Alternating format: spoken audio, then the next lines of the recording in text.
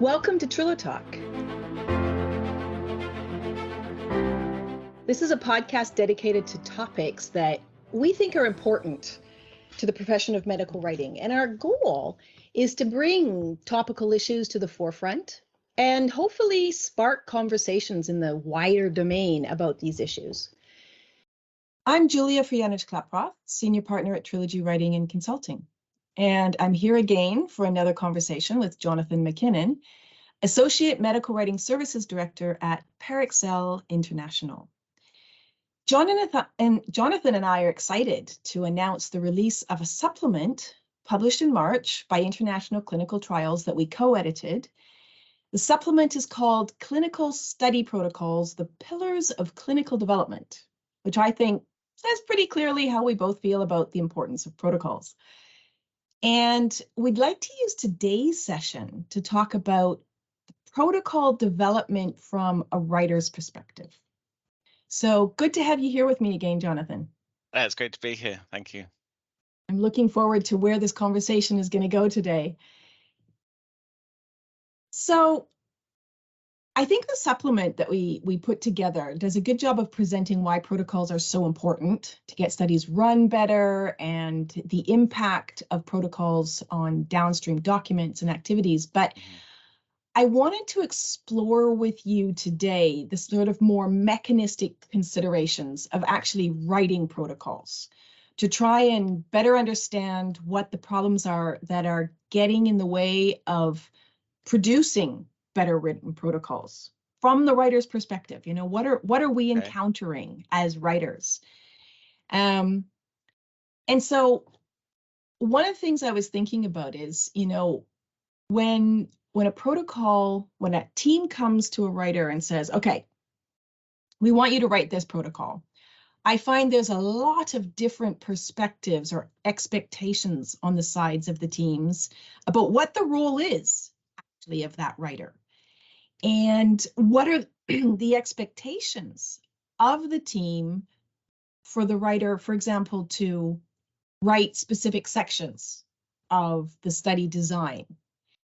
And I'd be curious to know what your experience is in terms of how deep you've gotten into really thinking about the study design yourself and how much you work with SMEs when you're doing that. What's your experience there?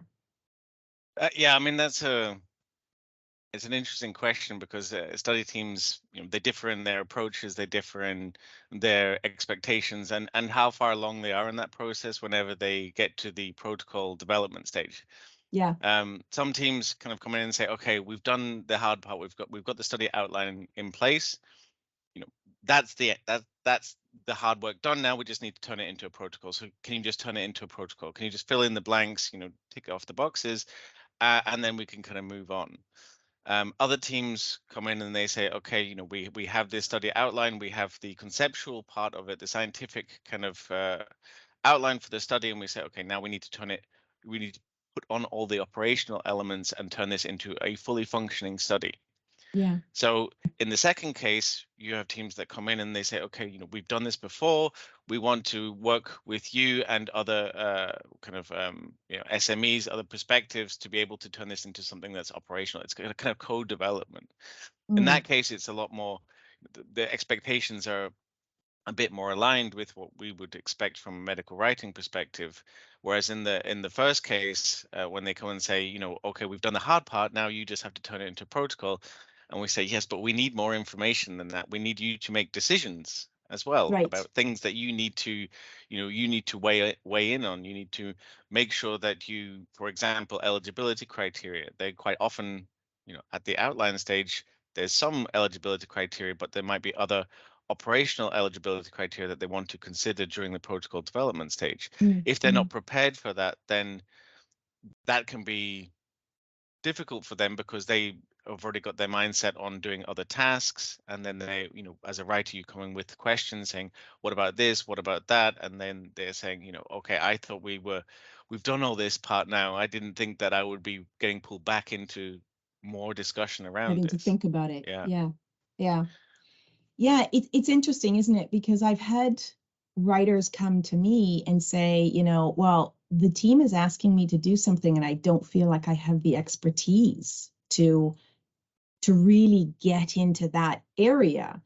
And on the other hand, I personally have been at the complete other end of the spectrum, where I'd been working with a team for several years on several programs, and then their clinical lead left the company and they needed to some new studies, some new protocols. And they turned around and said to me, well, Julia, you know this program so well. Could you just go away and come up with a study concept? And I mean, the scientist in me thought, oh, cool, right? And I went out and it was a whole new area, and I got articles. I read what people had done in this area, and I literally put a study concept together on my own, with the idea being that by the time I'd pulled it together, they'd have hired a new clinical person who could then review it and give input on it. But I really enjoyed doing that work. Was I in over my head? Absolutely. I was developing a study for heart surgery. I am not a heart surgeon, but from a scientific perspective, it was by no means beyond my ability to go and look and see, okay, well, what kind of studies have been done? What has been published before about this? What did they use for inclusion and exclusion criteria? What were the types of analyses or endpoints they used? And I pulled all of that information together more really as literally a concept. Like, this is the information we know about how studies like this have been done in the past. And based on that, we could do these types of things. Mm-hmm. And then when the clinical person was hired, they came in and they, picked and chose from those things. So I don't think it's too much to ask a medical writer to get deep into the content, as long as the team understands at the end of the day, they can't actually be held responsible for making decisions about things like, what kind of a surgery is this going to be? Or how long do you keep the body cold while you're doing the surgery? There's levels at which it goes beyond our ability to make decisions. And yet you can get really deeply involved in what this study is going to be about. And I think that's finding the medium there is really the interesting point of it. Yeah, I mean, from my perspective, I don't think that there is, a kind of a single role that can work to develop a functioning study by themselves. There's multiple different perspectives. There's multiple sets of expertise, and if it was possible that one person could be a physician, could be a biostatistician, could be a regulatory professional, could be data manager, could be other characteristics. I don't know, wearable devices, for example. I mean, all of these things that you'd have to be trained on just from a basic level, university level, would take decades, and then to maintain that level of training would be that would be all encompassing of your time. You'd never be able to do it. Yeah. The purpose of the outline is to get the kind of scientific foundation together and say, okay, looking at the risk benefit profile, looking at the kind of core eligibility criteria, looking at the alignment of that concept with the clinical development plan, making sure that it fits into the overall product development. Now, then once you've got that and you say, okay, let's look at this operationally, you need to know kind of what countries you're going to be operating in. What are the logistical challenges of that? In terms of your population, are you going, for example, in the US, if you are looking at representation for different populations, then how are you going to be able to approach those? How are you going to be able to make sure that they are being enrolled or that they want to be enrolled in the study that you're proposing? These types of things are difficult to do, and not one person can say authoritatively, okay, this is what this is what we're going to do. I totally agree. And there's another aspect to it, which often many clinicians overlook, which is the regulatory perspective. Are there regulatory guidelines in a particular region that says, for this indication, the primary endpoint should always be X, right? You need to know that, because if you don't, then you submit there, you're going to be in trouble. So for sure, there's no one person can sit down and come up with a complete protocol and a complete design with everything you need in it. And I mean, beyond just the scientific content and the analysis, you know, your statistical methodology and all of that, there's also the added complication now of you know, EPROs and all of the technical aspects of how things are put together that also need to be reflected in the study design, right? The what you're going to be doing in the study and when things are going to be happening relative to each other. And you need input from so many different areas. And I think that's one of the things that you raised in your article in the supplement is when you were talking about agendas and how you're trying to kind of squeeze all the different perspectives into the protocol, you know, to say, okay, you know, one person might be saying, okay, this is what we want to do, and another person says we want to do the same thing but from a different angle, and being able to kind of bring everyone together. That's, you know, one of the challenges, just to get that content in place. Mm. You know, if you separate the structure of a protocol from the content itself, one of the things that I liked about Walter and Jeff's articles is that they're really looking at the structure and where, you know, how the structure of a protocol has kind of come to be in the kind of modern structure, and the effort and time it's taken to get to that point.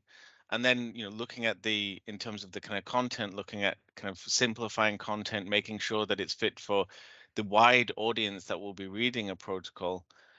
This is something that I think is where medical writing really can help support the development. Is we can say things like, okay, we have searched for content from comparable studies, we have found this information, but we can also work with study teams to be able to simplify content. And, you know, Natalie Absolutely. and Daniela's article, you know, that was, you know, that gave Yeah. some kind of great input in terms Yeah. of being able to show, you know, diagrams of how the patient's going to be kind of going through the study, or a visit is going to be done. What happens when a patient finishes treatment?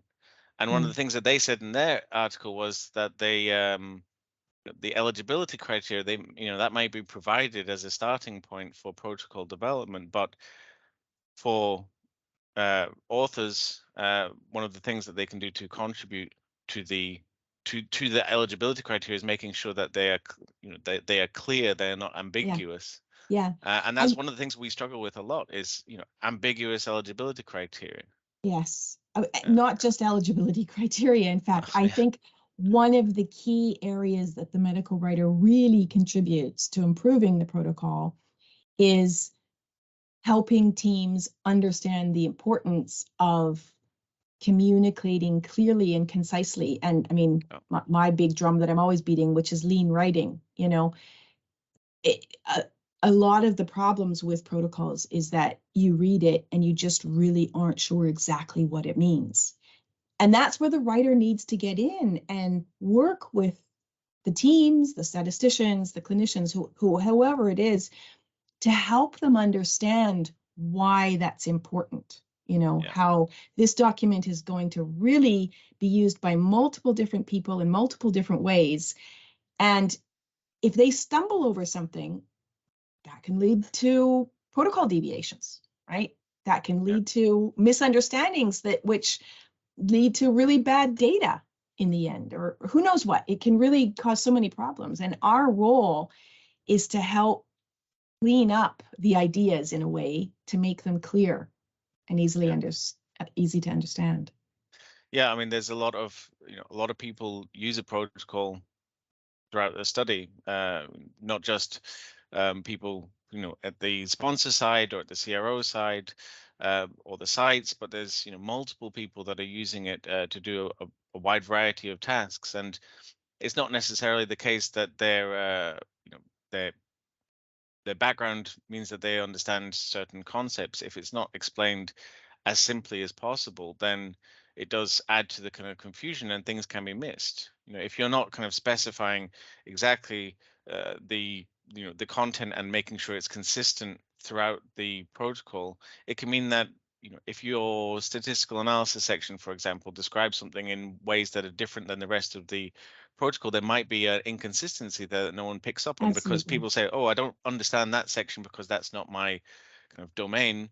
and then vice versa, they're saying, okay, I don't necessarily understand that, but I don't need to because I'm looking at the analysis. And if Yeah. there's things that are missing, it could mean that certain data is not being collected, or it's not being analyzed until after the fact. And they say, okay, well, there was a mistake here, and that's, that disconnect can be problematic for some teams.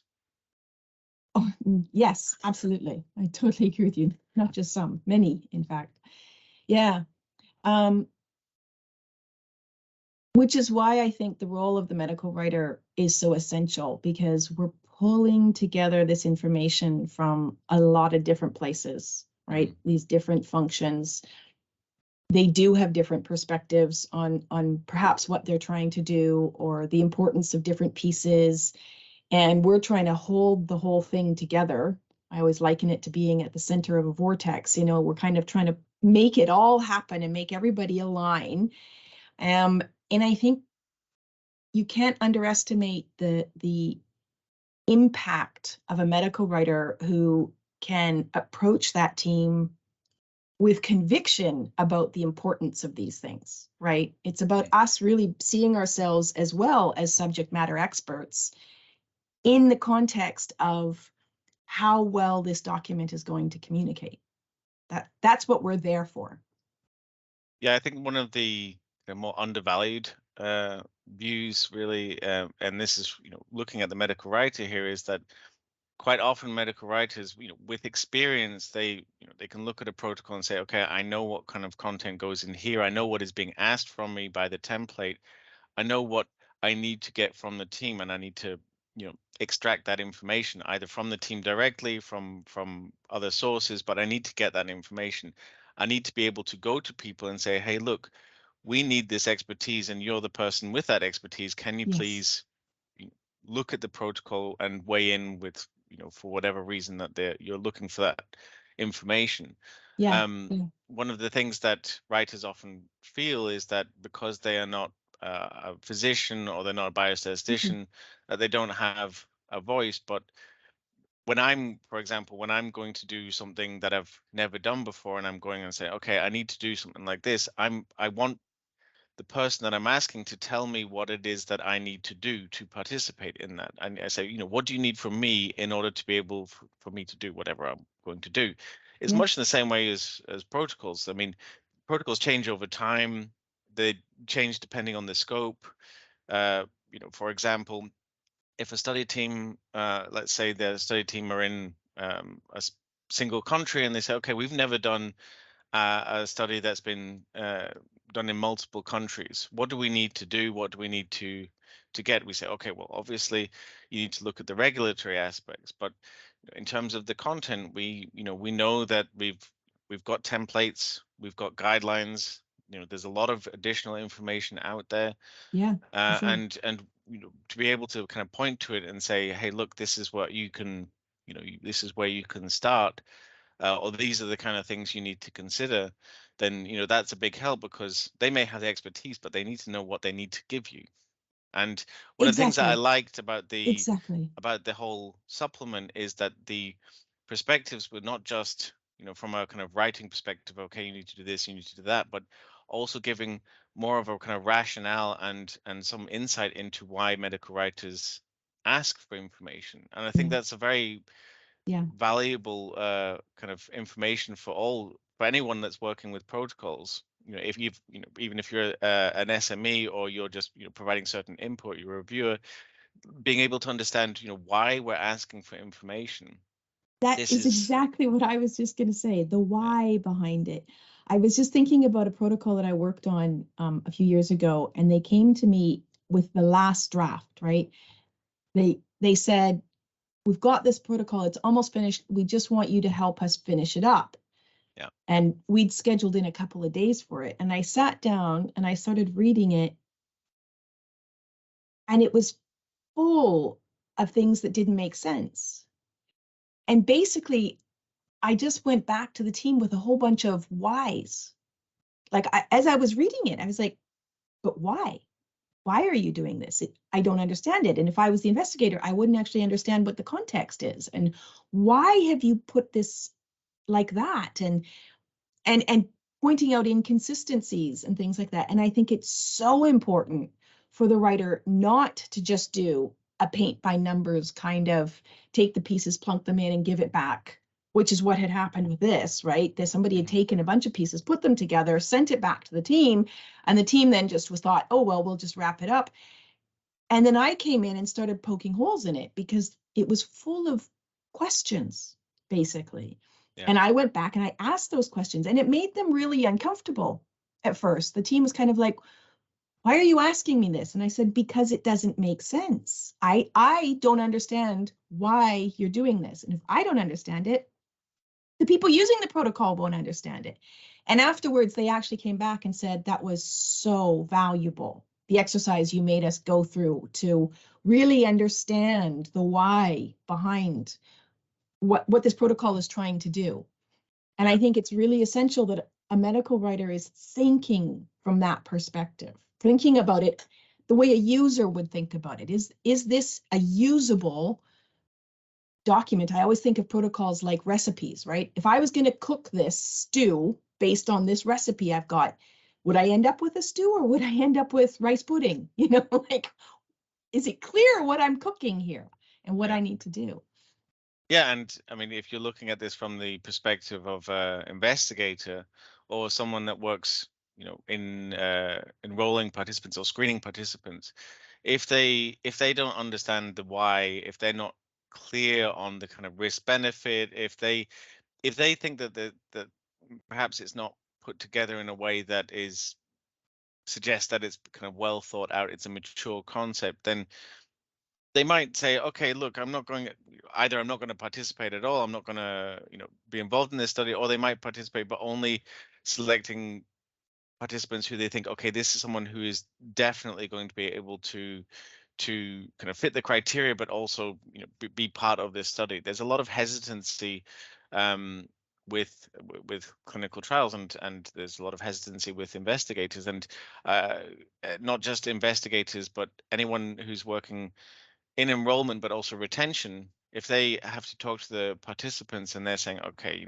I know that things have been, maybe there's been some burden in terms of the study, but your participation is really important, and participants want to know why. Why is it the case? And I think I was Absolutely. reading the other day that in terms of the kind of investigators' involvement in protocol development, that increases the amount of participants they enroll, because they have a better understanding of the purpose of the study, but also a lot of the rationale. And you can put that in a protocol. It's not that you don't put that in, you can. Yeah, And that should flow throughout the protocol. But quite often, absolutely. in circumstances like you said, when we receive a protocol that's been kind of partially done, they say, okay, we just need to finish it off. Usually you have to put in a lot more time and effort, because that kind of finishing off part usually is looking at some of the aspects that are inconsistent, some of the things that aren't clear, the leaps of logic that you can have, Yeah, where people say, hold on a second, we were here over here, and then now we're over here, but what happened in the middle? exactly. Making the steps smaller, making it clearer, Yeah. justifying things like, if you have a lot of visits, if you need a lot of time at the sites, or if you have a lot of things that the participants will need to do at home, making sure that that's something that's really important for the study, and that it's being considered from the Mm, perspective of the patient or the mm, participant, and not just, okay, we're just going to throw as much in as possible. One of the problems with master protocols in particular is that, as opposed to other areas of kind of study design, master protocols have a big structural element, because you have these mhm, sub studies, and you can have one, two, mhm. three, four. And I think the recent top limit I've seen now is approximately 500 pages for a protocol. Oh my So goodness. 500 pages for a protocol with multiple sub studies means that you need to make sure that your content is connected well, it's Yeah, consistent, but also that different people will be using it differently. Not everyone will be working on every sub study. And yeah, if you have to have 500 pages, the expectation that someone could just pick up the protocol, flick through the pages when a patient comes in is not realistic. It's going to have to be digested in different ways, and that's where the kind of planning aspect of the article that I put in the supplement really exactly. kind of want to make the team aware of this and not halfway through a protocol saying, oh, actually, we should probably do it like this, but something, from the beginning, stepping stones, making sure you get to the end that you want to have. I think your article laid that out really nicely. Again, thinking about it from the writer's perspective, that for something that big and that complex, you need to be thinking about it from the start and planning for that complexity so that the whole team is kind of aligned on what you're about to do, what you're about to embark on, right? And thinking about all of the different pieces and how will they come together. So I think in essence, what I'm crystallizing out of this conversation is that the medical writer is two things. They are a subject matter expert in the context of their expertise is in how to communicate these things effectively to the various audiences that will use protocols. But in a way, they're almost also the first user testers, right? Because we should be looking at it once we've put it all together and thinking about it from that perspective. If I'm reading this, does it make sense to me? If I was using this, would I understand? And if I don't, you take those things back to the team and you have those maybe sometimes challenging conversations. Like I said, sometimes teams get a little bit ruffled if you go back and say, well, why? Because they don't want to have to think about it, right? They just want you to put it together and make it happen. But it's that massaging of the idea to get the right information that ultimately will make that document just work more effectively. Yeah, I mean, there's a lot of kind of project management involved. There's Yes. also a lot of team dynamics. Yes. At the beginning, when you get a team together and you have a kickoff meeting, everyone's getting around to the idea, they understand the objective in front of them in terms of getting to the end protocol. They understand what is needed. They, different people meet each other for the first time. Yeah. They start working together. They start kind of challenging each other's ideas. They go through that process and they work their way through. They building all the components together, and then at the end they say, okay, we're getting to the end. We're all working in the same direction. We're making the same choices to get to that end goal. And then all of a sudden you get these late stage reviewers that come in, and the reviewers have questions. Now the team have, they've got to the point of saying that, we're all in this, we all understand, and we're all kind of endorsing this idea. Someone comes in and says, well, hold on a second, what about this? They say, well, you've come in late, you're from an outsider perspective, we're all together on this. It can be uncomfortable for them to Yeah. feel like, that they're being challenged when they've all come around to that idea. But Yeah. at the same time, as you said, it's important to make sure that if there are inconsistencies, if there are things that are not explained well, or that you can't Gaps see in the the logic, logic. yeah, Yeah. then you plug these, because ultimately this is going to be what makes a better protocol, what makes something that is more robust and less challenged by anyone that's reading it. But yeah, as you said, if you read a protocol and you start looking and you're going through and you're saying, oh, I don't know about this, I'm not sure about that. If you're doing it, there's going to be other people doing it. And the more people that are doing it, the more likely it is that you'll end up with an amendment before you have the first patient in. And depending on how many gaps there are, you could see that your study might be having multiple amendments quite soon after it goes live.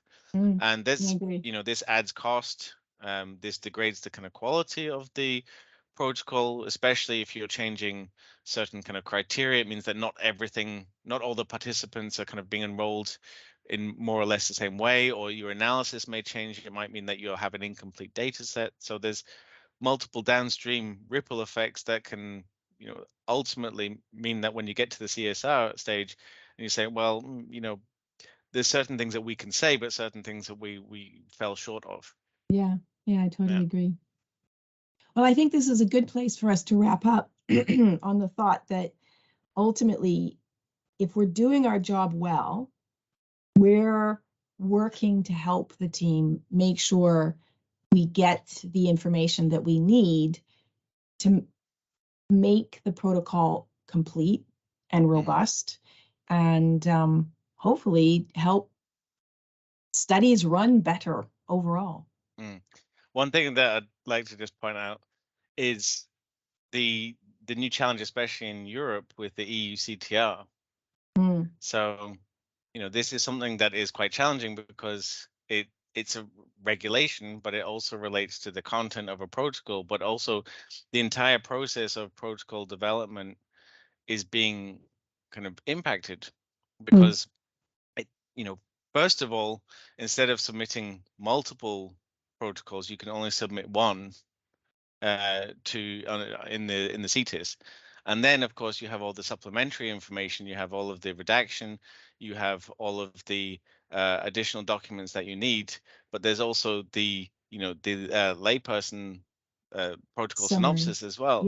And this is something that we've seen a lot of study teams struggle with because they're saying, okay, we don't know whether we should do it, whether we shouldn't, what do we put in it, how do we go about this? And then once you've submitted everything, then if there is a RFI, a request for information, that comes back, you have a very short window to be able to respond to that. So you have to do the protocol amendment, you have to change the layperson protocol synopsis, redaction, and all the rest of it. So all of these kinds of things are providing extra challenges. And in some cases, study teams are looking at medical writers saying, you tell us what we need to give you to be able to do these things. And it's a big structural component for a protocol because, previously you would submit local protocol amendments to each of the countries, whereas now you only have one protocol.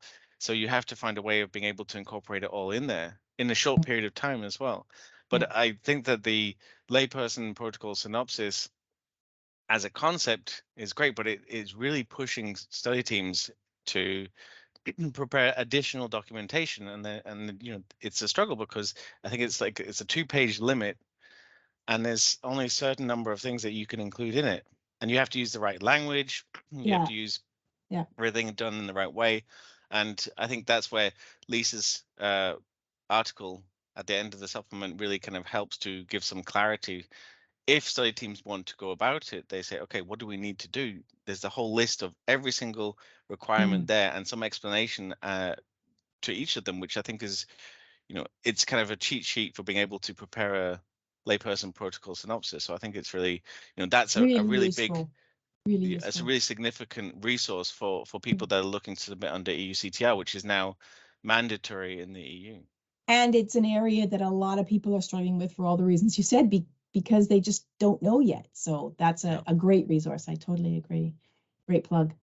One thing I wanted to say is if you're interested in reading the article or the supplement, check out Jonathan and Mai's LinkedIn posts, because we do have links to the supplement and you'll be able to find it there. Okay, well, I think it's time to wrap up. Jonathan, as always, it was a pleasure talking to you. You too, Julia. I look forward to our next session. Yep, me too. Okay, thanks very much. Care. Okay, bye now. So thank you for listening to TriloTalk today. If you enjoyed it, please come back and listen to us again. If you have feedback on this or any of our sessions, we would love to hear it. In addition, if you have ideas for future topics that you'd like us to cover, particularly something you think the community should be talking about, let us know. We would like this to be an ongoing conversation with medical writers at large, and you can send us comments on our Twitter feed or on our LinkedIn page. Just a reminder, you can find all our episodes of the TriloTalk podcast on Apple Podcasts, Google Podcasts, Spotify, and trilogywriting.com/TriloTalk. Have a good rest of your day.